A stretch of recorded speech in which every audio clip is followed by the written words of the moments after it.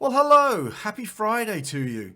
It's been a really snowy week here in Salt Lake. In fact, if you're a skier, Utah's a place you should head to. We've had a lot of snow here. Snowbirds had about 100 inches over the last few weeks, so a lot of snow, a lot of snow. So I've been thinking a lot about Geospatial-Next this week, and I decided it's time for us to get much more practical in our approach to Geospatial-Next.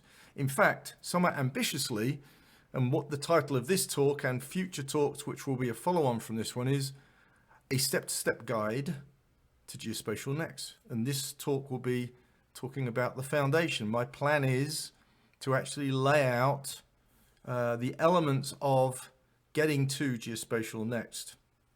So let's jump in. Okay, for those that didn't see last Friday's Geospatial-Next talk, I encourage you to go back and watch it, but let's just do a quick refresher.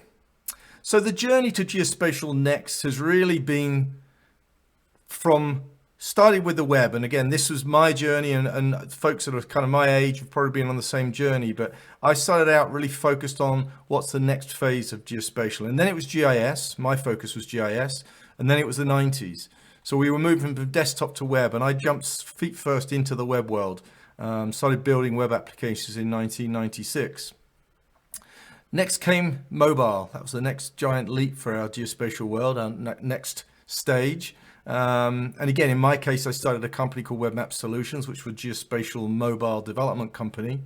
And now we've entered this new phase, which like I've argued before, is much bigger than the previous two phases and sits really on top of those technologies, those advances. So that's the Geospatial-Next that we're now exploring. And I've spoken about the fact that key drivers there are technology drivers. We've now generated all sorts of new data with these sensors that we're producing. And we've got new technology like artificial intelligence, machine learning, which is not just moving our industry forward, it's moving others forward.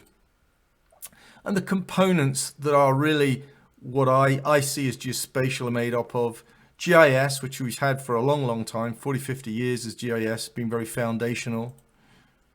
We've got expert tools. Again, there's new ones appearing, there's old ones that have been around for a long time, but there's a lot of tools that are used by people in the remote sensing world, in the CAD world, etc. Very specialized tools. There's also the digital reality tools as well. And I'll go a little bit more into that in a moment, but those are sort of 3D tools. That's our world of 3D. And then we've got focused solutions, and this is kind of our emerging world. This is a world where we've got lots of startups that are appearing in this space that are building out all sorts of solutions. Some of them are calling themselves geospatial companies. Many of them aren't. A lot of venture capital money flowing in there. And then I've included BI there, business intelligence, even though it kind of sits a little bit out of our world. More and more the BI world, the Tableaus of this world are kind of beginning to bring in and have been bringing in location-based data and maps for a number of years. So the question that one asks now is what next? This has been a key conversation I've had over the years with different folks, and it's really been my driver, as I just shared a moment ago, on my journey of 25 plus years in the GIS geospatial industry. What next? And that's what we're going to explore here. So what's our target? The target for where we're going to take this series of conversations to is really the evolution of new products and new solutions. There's a lot of folks now that are looking at how they can evolve and how they can do this stuff. This is what we're going to be focused on. And it's very much, folks often look at this and go, well, it's all about technology. Well, actually, it's not. A lot of it's about business and business innovation and thinking about business slightly differently. So we'll be touching on both of those areas, but it's really innovation in the business and technology areas. So that's our target. So what are we going to avoid? We're going to avoid the all too common scrap heap of MVPs. MVPs being a term that has been used in the lean startup world and any books similar to that, where we actually build a minimum viable product or minimum viable solution to proof out a problem to solution journey. So there's been a lot of MVPs that have been built, mistakes being made in the journey to building MVPs. So we will, as we explore and as we build out this conversation, one of our key goals is to avoid what many companies have struggled with is building MVPs that just go absolutely nowhere. So there's our avoiding piece. I will share with you a cautionary tale, and I'll encourage you to read this article. I'm pointing the wrong way, about Descartes Labs. Now, I followed Descartes Labs when they first came out, and I was super impressed with them. Very much analytical folks based in New Mexico, and theirs is a sad story, and I won't share any more with you than just to say to you, go read that article by Mark Johnson. Mark Johnson was the CEO of the company. And they were bought by private equity, and he will tell the story about the drive towards a SaaS model and building products and how they got away from what he saw as their core deliverable, their core value proposition, and what finally happened to the company to it finally to be sold for near to nothing. So it's a really interesting cautionary tale, and I encourage you to look that up and go read it. It's very, very interesting. So what's required? In organizations, this could be an organization, this could be you personally. We may take this down to sort of a personal level, but change is really what we're talking about here. We're talking about new thinking.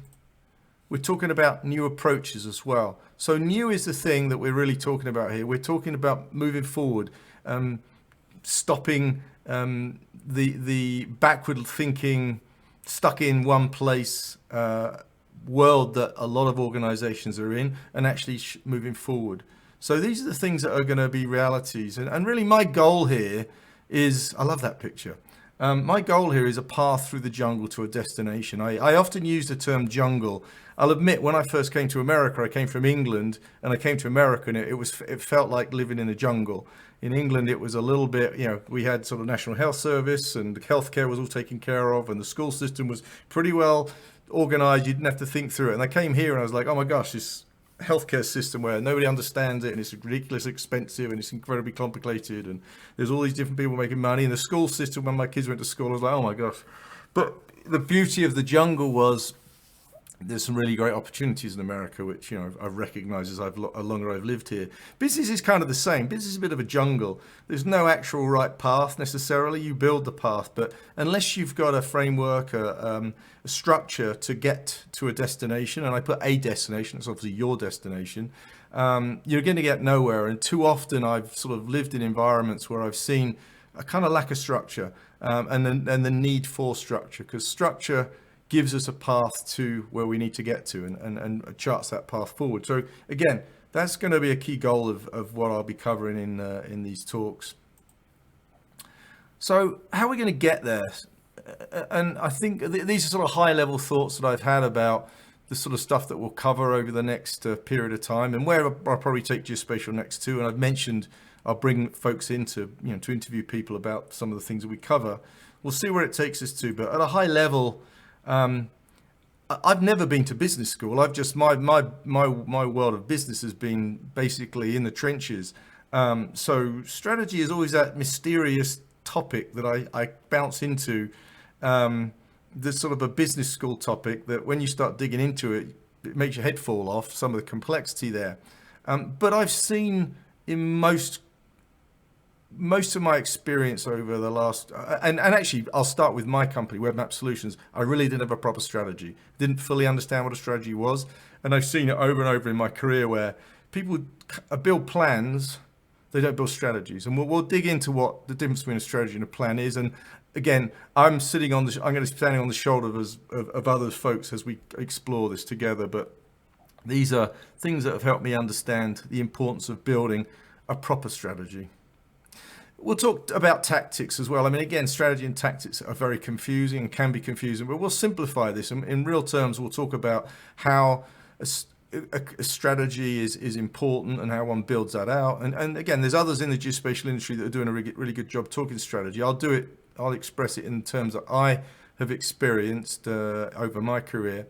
And then we'll talk about how tactics and what tactics are and how they're tied into strategy and their importance together. This is a big one, ideation to product framework. This is something I developed over the last few years. And it's as I've watched the journey that organizations have gone from and to get to what's perceived as a product. And again, the MVP scrap heap is a part of this conversation. But too often I've seen the journey to what's perceived as a product with missed steps. And more often than not, it's been moving from ideation as quickly as possible to go to market. And as a consequence, yeah, there's that scrap heap of things that never really got there because there were missteps. So we'll talk about a framework. We'll talk about sort of some guiding principles around that stuff. This is something we'll spend time on, constructing your story.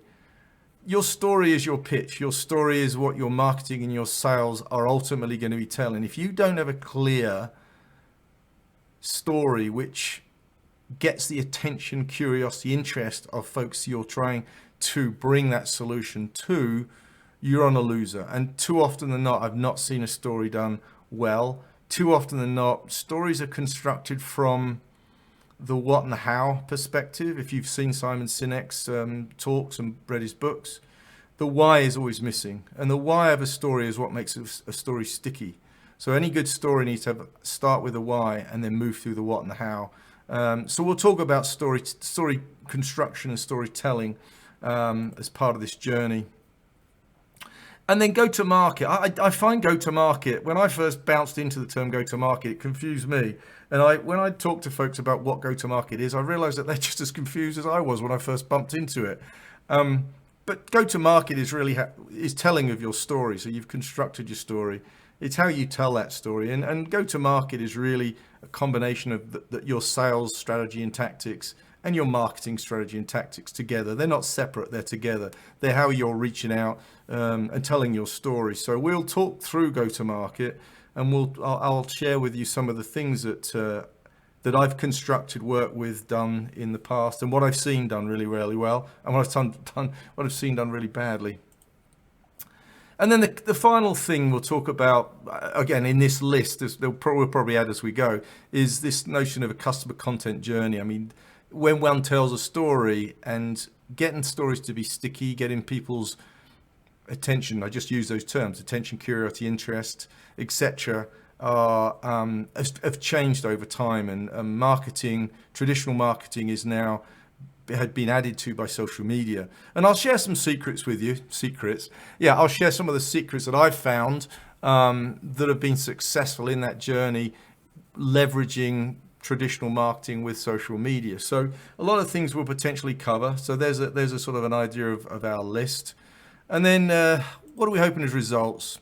I think ultimately Geospatial-Next really means for an organization, whether you're a service company or whatever your geospatial focus is growth and expansion. Ultimately, all companies are looking to grow. All companies are trying to make that next step. And often a lot of companies are asking that question, what next? Because they want to get to that next stage. So that's kind of one of the results or the end points of, I hope, this series of talks, is it'll help companies get a better sense of how they're going to grow and expand, leveraging the Geospatial-Next idea. And then for your customers, which is ultimately who you serve in, the most critical piece of this is better business outcomes. And you've heard me talk a lot about how our industry is very focused on data and very focused on the technology. But let's focus on the business outcomes. So we talk at a departmental level to GIS people, for example. We don't talk to the business owners, and that's the change that we are in the midst of. That's the change that the industry's somewhat struggling with, to be fair. But that's where we're going to really be focused in this talk.